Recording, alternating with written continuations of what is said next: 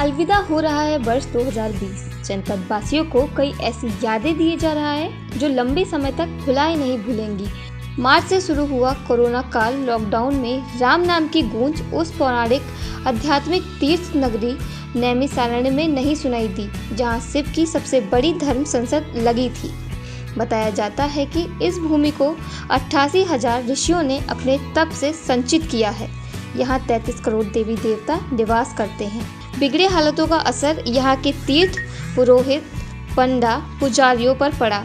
खेती कहें या व्यवसाय, इन सभी की कमाई का जरिया यहाँ आने वाले श्रद्धालु ही हैं।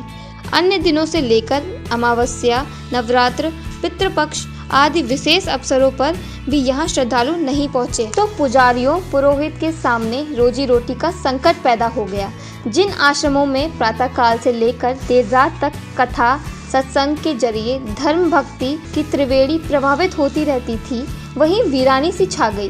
कोरोना की दस्तक के साथ ही यहाँ प्रारंभ हो चुकी विश्व प्रसिद्ध 84 कोसीय परिक्रमा और मिश्रिक मेला मैदान, एक माह तक चलने वाला होली परिक्रमा मेला परवान नहीं चढ़ सका, जिससे मेला दुकानदारों संत महात्माओं को अपने पंडाल उजाड़कर भाग जाना पड़ा।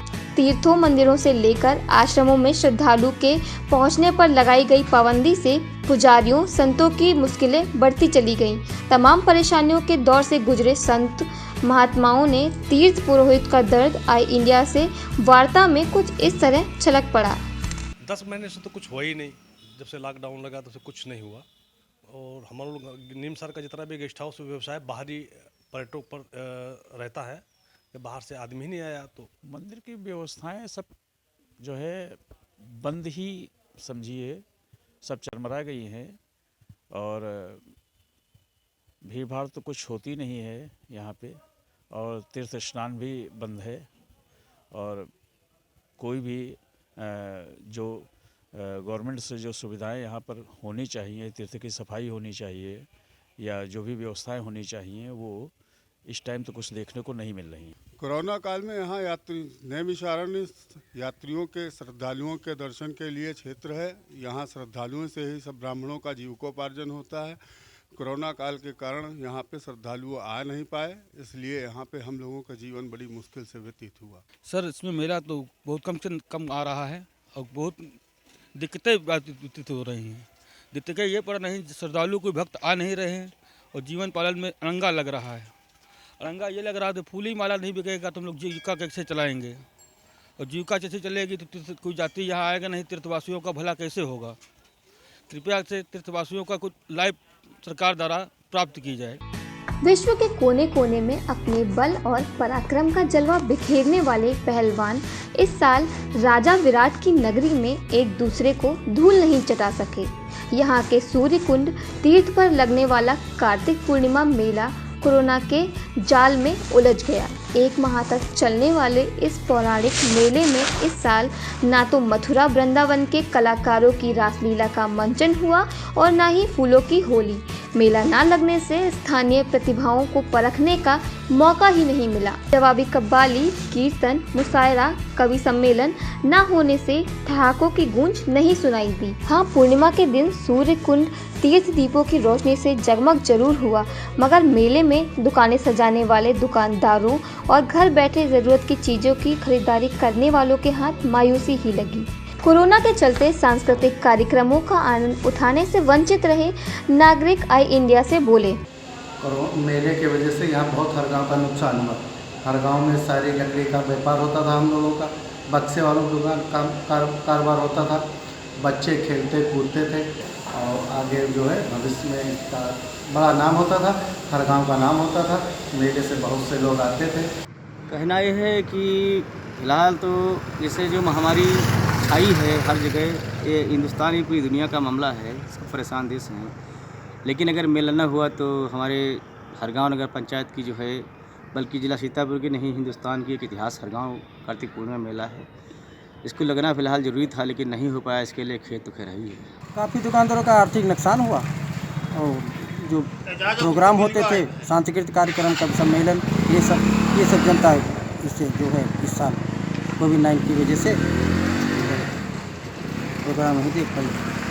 हम ये कहना चाहते हैं कि ये जो मेला हमारा पौराणिक था, ये आज तक जो है हमारे पूर्वजों से चला आया और हमारे बच्चे इसका आनंद लेते थे।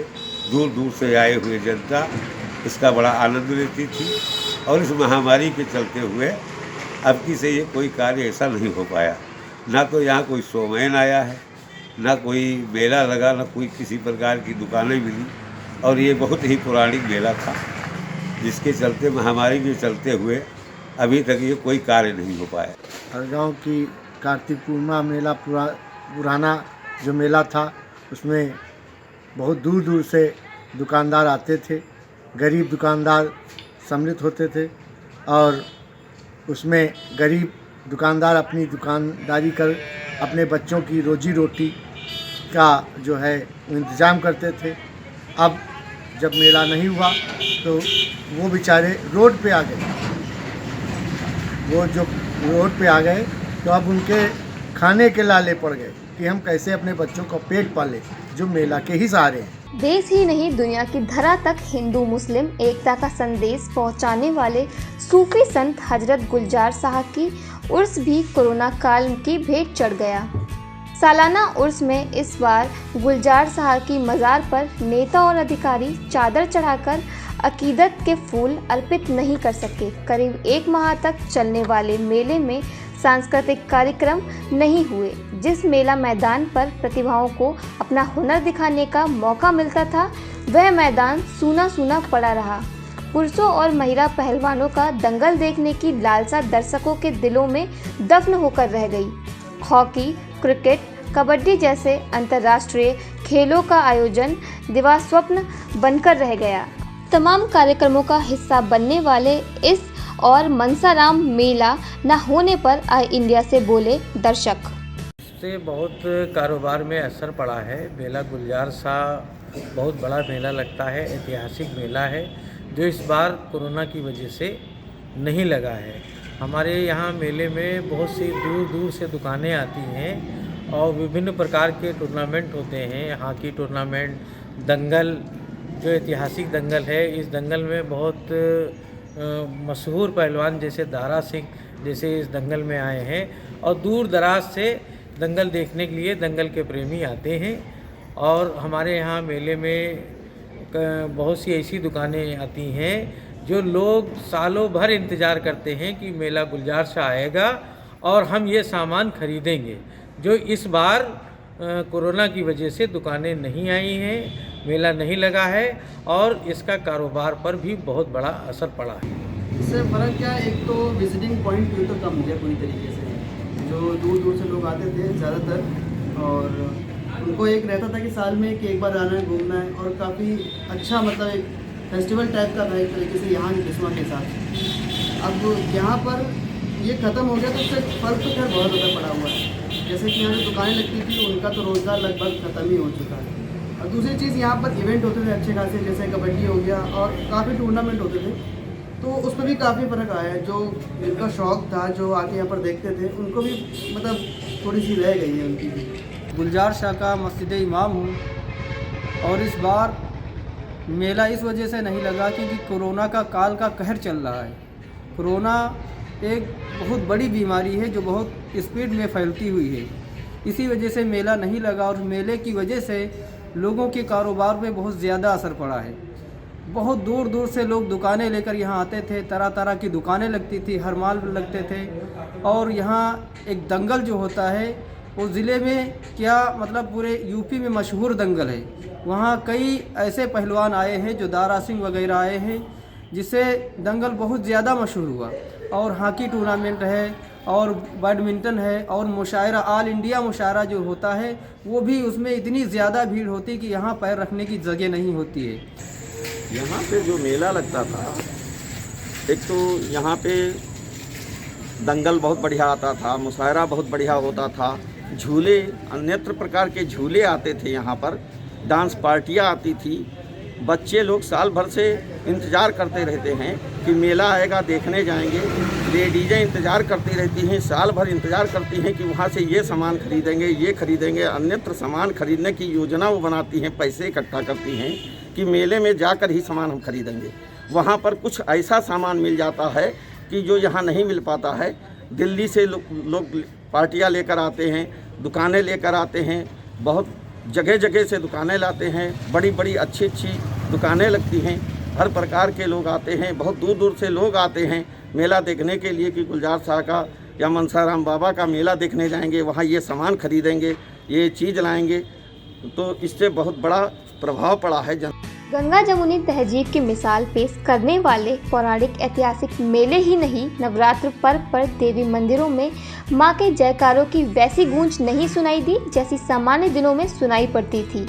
सावन माह में कांवरियों पर पुष्प वर्षा कौन कहे, शिवालयों के कपाट नहीं खुले। कोरोना काल में भोले बाबा को भक्तों के आने का इंतजार करना पड़ा। खौफजदा भक्त भगवान शिव पर भांग, धतूरा, बेलपत्र तो दूर रहा, जलाभिषेक करने का साहस भी नहीं जुटा सके। विजयदशमी पर्व पर रामलीला मंच की धूम भी नहीं सुनाई दी। हिंदू ही नहीं, मुस्लिम भाई भी ईद, बकरीद के मौके पर प्रशासन की नज़रों से बचकर ही एक दूसरे को गले लगा सके। मुहर्रम पर भी या हुसैन की सदाएं हमेशा की तरह नहीं गूंजी। सिख धर्म के संस्थापक प्रथम गुरु गुरु नानक देव का 551वां प्रकाश पर्व ही नहीं, अन्य पर्व भी सादगी से मनाने पड़े। भव्य आयोजनों के लिए श्रद्धालुओं को मन मसोस कर रह जाना पड़ा। इतना ही नहीं, अखंड सौभाग्य के लिए सौभाग्यवती महिलाओं द्वारा रखे जाने वाले बट सावित्री व्रत के लिए भी पहरा बिठा दिया गया। जो महिलाएं हमेशा बरगद के नीचे जाकर पूजन करती थीं, उन्हें बट वृक्ष की डाल मंगाकर घर में ही पूजन करना पड़ा। नैमिषारण्य से सुनीत पांडे, हरगांव से अनूप रस्तोगी, विश्वा से अमित जायसवाल के साथ अविनाश चंद्र मिश्र की रिपोर्ट।